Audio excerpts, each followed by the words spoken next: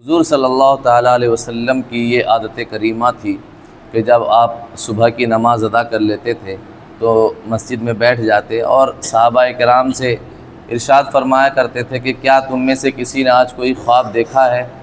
اگر کسی نے کوئی خواب دیکھا ہوتا تھا تو وہ حضور کی بارگاہ میں پیش کرتے، پھر حضور صلی اللہ تعالیٰ علیہ وسلم اس کی تعبیر بیان کرتے تھے کہ اس خواب کا مطلب کیا ہے۔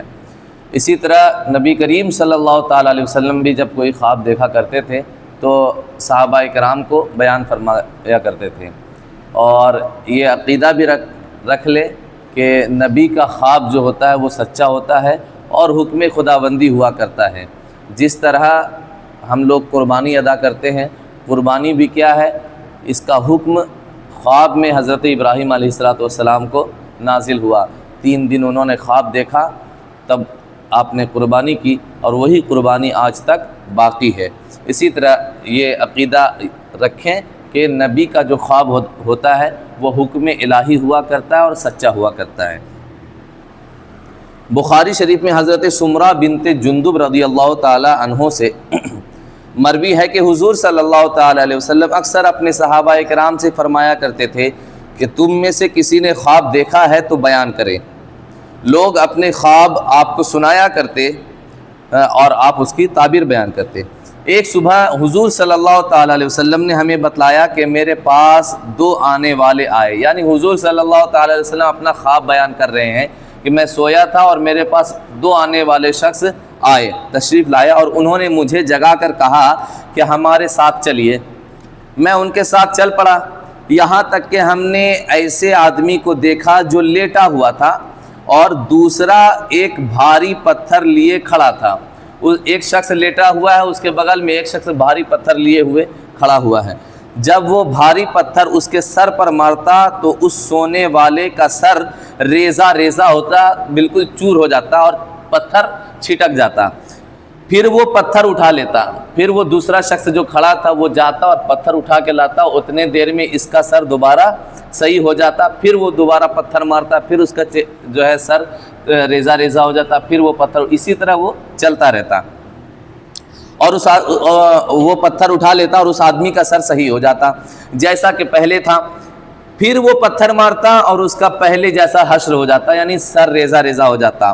میں نے ان دونوں سے کہا، یعنی 2 آنے والے شخصوں سے کہا کہ سبحان اللہ، یہ کیا ماجرا ہے، یہ کیا ہو رہا ہے؟ انہوں نے مجھ سے کہا ابھی اور چلیے، ابھی رکیے مت، ابھی چلیے اور چلیے۔ پھر ہم ایک ایسے آدمی کے پاس آئے جو پیٹھ کے بل لیٹا ہوا تھا اور دوسرا ہاتھ میں لوہے کی سنسی لیے کھڑا ہوا تھا۔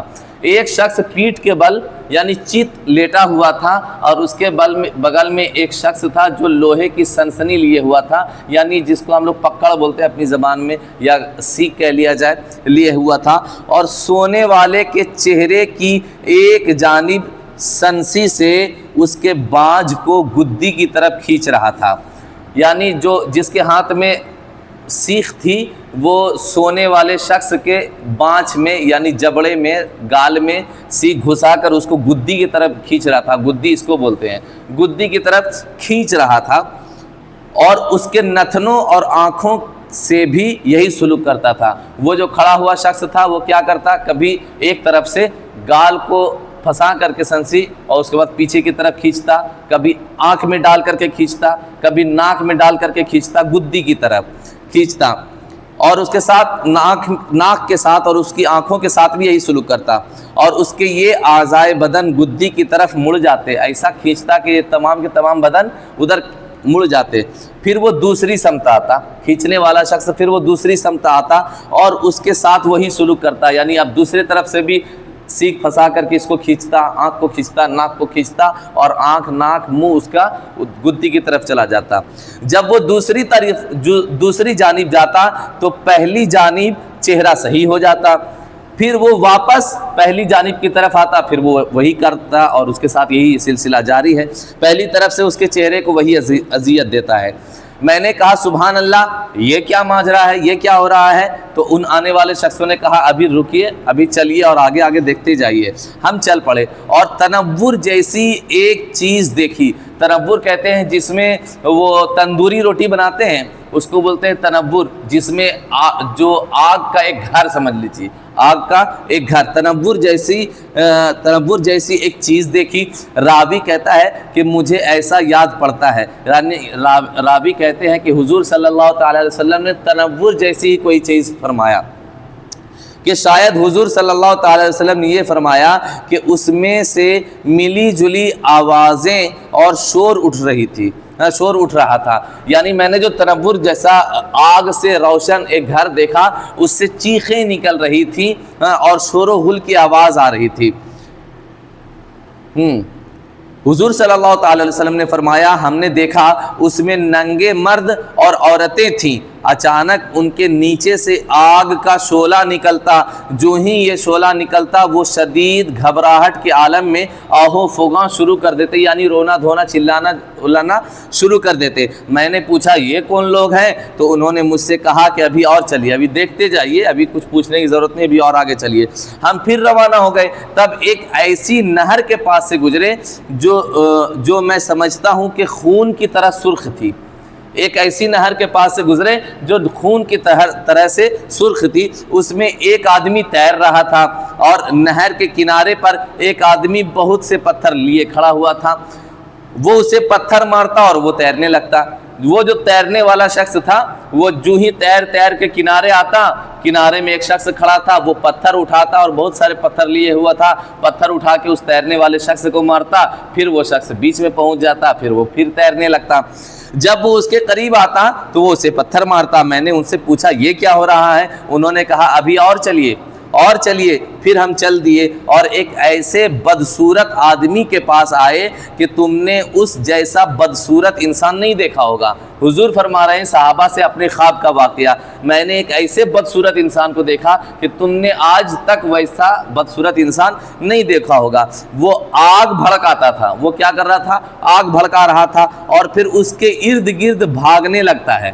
میں نے دیکھا کہ وہ آگ بھڑکایا اور اس کے ارد گرد جو ہے بھاگنے لگا۔ میں نے ان دونوں شخص سے پوچھا یہ کیا ہو رہا ہے؟ تو انہوں نے کہا چلیے اور چلیے۔ پھر ہم اور آگے بڑھ گئے اور ایک ایسے باغ کے قریب پہنچے جس میں طویل و عریض سبزہ تھا، یعنی بہت دور جہاں تک نگاہ دوڑاؤ ہریالی ہی ہریالی تھی اور ہر قسم کے پودے پھول وغیرہ لگے ہوئے تھے، اور باغ کے پیچھے ایک طویل القامت آدمی ہے۔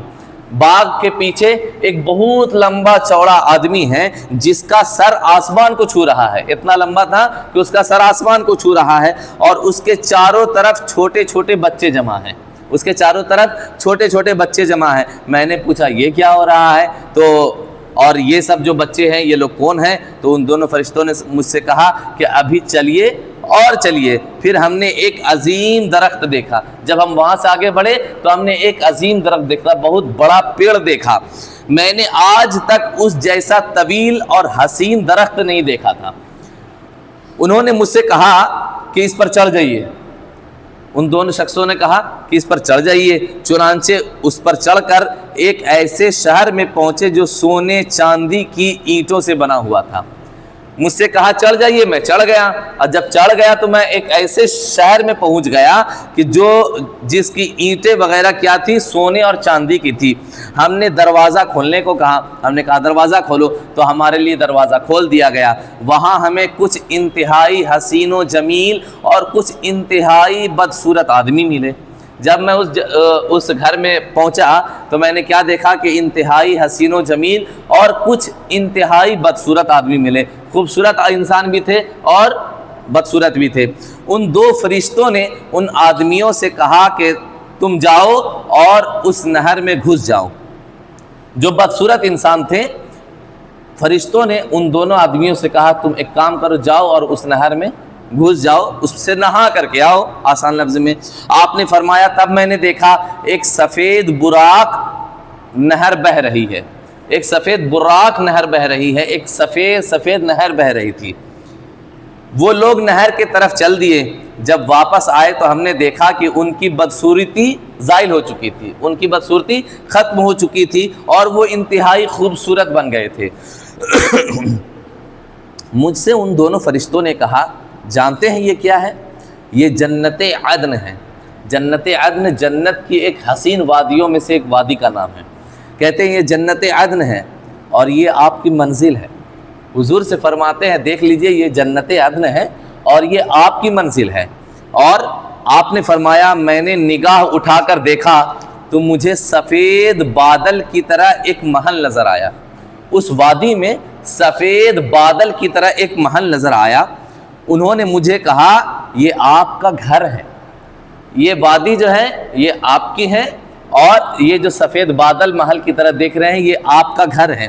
میں نے ان سے کہا اللہ تبارک و تعالی تمہیں برکتوں سے نوازے، مجھ کو اجازت دو تاکہ میں اس میں داخل ہو جاؤں، مجھے اجازت دو تاکہ میں چلے جاؤں۔ تو انہوں نے کہا ابھی نہیں، ابھی اس کا وقت نہیں آیا ہے، لیکن جائیں گے آپ ہی، چونکہ یہ گھر آپ کا ہے، جانا آپ ہی کو ہے، لیکن ابھی اس کا وقت نہیں آیا ہے۔ پھر میں نے ان سے کہا آج رات میں نے بہت سے عجائبات دیکھے، میں جب تمہارے ساتھ چلا تھا تو بہت سارے عجوبی چیزیں میں نے دیکھا، تو اس کا کیا ماجرا تھا، اس کی کیا وجوہات تھی، کیا اس کا مطلب تھا، مجھے بتاؤ۔ آج رات میں نے بہت سے عجائب دیکھے، یہ جو کچھ میں نے دیکھا وہ کیا تھا؟ تو انہوں نے کہا ہم ابھی آپ کو بتلاتے ہیں، پہلے جس آدمی کو آپ نے دیکھا کہ اس کا سر پتھر سے کچلا جا رہا تھا، اب خواب کا مطلب بیان کر رہے ہیں جو آپ نے راستے میں دیکھا، وہ کہہ رہے ہیں فرشتے کہ جس آدمی کو آپ نے دیکھا کہ اس کا سر کچلا جا رہا تھا وہ ایسا شخص ہے جو قرآن مجید پڑھ کر اس پر عمل کرتا تھا اور فرض نمازوں سے سو جاتا تھا۔ قرآن پاک پر تو عمل کرتا تھا لیکن نماز نہیں پڑھتا تھا، وہ نماز کے وقت کیا کرتا تھا؟ سو جاتا تھا، یعنی نماز کو چھوڑ دیتا تھا، ادا نہیں کرتا تھا۔ وہ آدمی اور دوسرا آدمی جس کی بانچیں چھیلی جا رہی تھی، نتنے اور آنکھیں سنسنی سے گدی کی طرف موڑی جا رہی تھی، وہ ایسا آدمی ہے جو جھوٹ گڑھتا تھا، یعنی جھوٹی بات اپنے من سے تیار کرتا تھا اور جھوٹی باتیں پھیلاتا تھا لوگوں میں۔ اور آپ نے تنور جیسی جو عمارت میں جو ننگے مرد اور عورت دیکھی ہیں، اور آپ نے تنور جیسا جو ایک گھر دیکھا جس میں ننگے مرد اور عورت تھے، وہ کہتے ہیں کہ وہ زانی مرد اور زانیہ عورتیں تھیں، جو زنا کرتے ہیں مرد اور عورتیں وہ لوگ تھیں ان میں۔ اور جس آدمی کو آپ نے خون کی نہر میں تیرتے ہوئے دیکھا ہے وہ اور پتھر کھاتے دیکھا، وہ سود خور انسان تھا، یعنی سود خور جب بھی مرے گا اس کے ساتھ یہی حال ہوگا کہ وہ خون جیسی ندی میں تیرتا رہے گا اور ایک شخص کنارے پر کھڑا ہو کر اسے پتھر مارتا رہے گا۔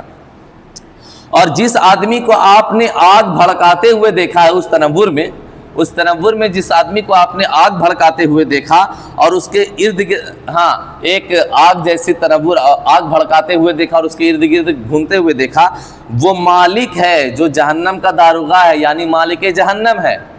آپ نے جس آدمی کو دیکھا کہ آگ جلا کر کے اس کے ارد گرد گھوم رہا ہے وہ کوئی اور نہیں بلکہ وہ مالک جہنم ہے اور داروغہ جہنم ہے۔ اور آپ نے جس طویل آدمی کو باغ کے پیچھے دیکھا تھا، باغ میں دیکھا ہے، وہ حضرت ابراہیم علیہ السلام ہے۔ ایک طویل القامت انسان کو جو دیکھا جس کا سر آسمان سے لگ رہا تھا، وہ انسان حضرت ابراہیم علیہ السلام ہے۔ اور ان کے ارد گرد جو بچے تھے وہ ایسے بچے ہیں جو بچپن ہی میں دین فطرت پر فوت ہو گئے، جو بچپن ہی میں دین فطرت پر فوت ہو گئے۔ دین فطرت کس کو کہتے ہیں؟ آسان لفظ میں سمجھے کہ دین فطرت دین اسلام کو کہتے ہیں۔ دین فطرت دین اسلام کو کہتے ہیں۔ حضور صلی اللہ تعالی علیہ وسلم فرماتے ہیں کل مولود یولد علی الاسلام علی الفطرت، ہر بچہ جو جنم لیتا ہے وہ دین فطرت پر جنم لیتا ہے، یعنی اسلام کے اندر میں جنم لیتا ہے، لیکن اس کے والدین جو ہوتے ہیں وہ اسے یا تو یہودی بنا دیتے ہیں یا نصرانی بنا دیتے ہیں یا مجوسی بنا دیتے ہیں۔ لیکن جو بچہ ہوتا ہے جس کو کوئی عقل نہیں ہوتی، وہ بچہ دین فطرت پر پیدا ہوتا ہے، یعنی اسلام میں داخل ہو کر کے پیدا ہوتا ہے۔ تو وہ کہتے ہیں کہ وہ ایسے بچے تھے حضرت ابراہیم علیہ السلام کے بغل میں جو دین فطرت پر پیدا ہوئے اور فوت ہو گئے، یعنی انتقال کر گئے۔ بعض مسلمانوں نے، بعض صحابہ کرام نے پوچھا یا رسول اللہ صلی اللہ تعالی علیہ وسلم، مشرکوں کے ننھے منھے فوت ہو جانے والے بچے بھی وہاں ہوں گے؟ یعنی حضرت ابراہیم علیہ السلام کے ارد گرد جو ننھے بچے انتقال کر جاتے ہیں، کیا وہ بچے بھی حضرت ابراہیم کے پاس ہوں گے جو کافر کے گھر میں پیدا ہوئے ہیں؟ تو حضور صلی اللہ تعالی علیہ وسلم نے فرمایا ہاں وہ بچے بھی، اور جس جماعت کے لوگوں کا، یعنی وہ بچے بھی جو کافر کے گھر میں پیدا ہوتے ہیں وہ بھی دین فطرت پر پیدا ہوتے ہیں، اور اگر وہ اس میں انتقال کر جائے تو وہ بھی اسلام میں ہی داخل رہتے ہیں، ان کو بھی جنت ملے گی۔ اللہ تبارک و تعالیٰ بروز حشر انہیں جوان فرمائے گا اور انہیں جنت میں بھیجے گا۔ اور کہتے ہیں اور جس جماعت کے لوگوں کا آپ نے ایک پہلو خوبصورت اور دوسرا پہلو بدصورت دیکھا، یعنی آخر میں جو دیکھا کہ کچھ لوگ خوبصورت تھے اور کچھ لوگ بدصورت تھے، ایک پہلو خوبصورت اور ایک پہلو بدصورت دیکھا، یہ وہ لوگ ہیں جو اپنے اعمال میں نیکیاں برائیاں دونوں ساتھ لاتے ہیں۔ یعنی یہ ایسے لوگ ہیں جن کے نامہ اعمال میں نیکیاں بھی ہیں اور برائیاں بھی ہیں، اور اللہ تبارک و تعالیٰ ان کی غلطیوں سے درگزر فرماتا ہے۔ یعنی ایک نہر ہے ان کے لیے اور انہیں کہتا ہے کہ جاؤ تم اس نہر میں نہا لو، تو جب بندہ نہر میں نہاتا ہے تو اس کے تمام گناہ کیا ہو جاتے ہیں؟ دھل جاتے ہیں۔ اسی طرح اللہ تبارک و تعالیٰ نے بندوں کو یہ اجازت دی ہے اور حکم فرمایا ہے کہ تم اپنے گناہوں سے توبہ کرتے رہو۔ توبہ کی مثال اسی نہر کی طرح ہے کہ جب بندہ سچے دل سے توبہ کرتا ہے تو اللہ تبارک و تعالیٰ گویا کہ وہ بندہ نہر میں نہا کر کے ہر گناہ سے پاک و صاف ہو گیا۔ وہ کہتے ہیں بزاز کی روایت میں اس طرح ہے کہ پھر حضور صلی اللہ تعالیٰ علیہ وسلم ایسی قوم پر تشریف لائے جن کے سر پتھر سے پھوڑے جا رہے تھے، جب وہ ریزہ ریزہ ہو جاتے تو پھر اپنی اصلی حالت پر آ جاتے، اور یہی عذاب انہیں برابر دیا جا رہا ہے اور تا قیامت دیا جاتا رہے گا۔ آپ نے پوچھا جبرائیل یہ کون ہے؟ یعنی کہ اب یہ بھی پتہ چل گیا جو دو فرشتے آئے تھے ان میں سے ایک کون تھے؟ حضرت جبرائیل علیہ السلام تھے۔ جبرائیل نے کہا یہ وہ لوگ ہیں جن کے سر نماز پڑھنے سے بھاری ہو جاتے، یعنی یہ نماز نہیں پڑھتے تھے، تو جو نماز نہیں پڑھتے ان کا بہت بڑا اور بہت برا حشر ہونے والا ہے۔ اللہ تبارک و تعالی ہم تمام لوگوں کو نیک عمل کرنے کی توفیق عطا فرمائے اور اپنے حبیب کی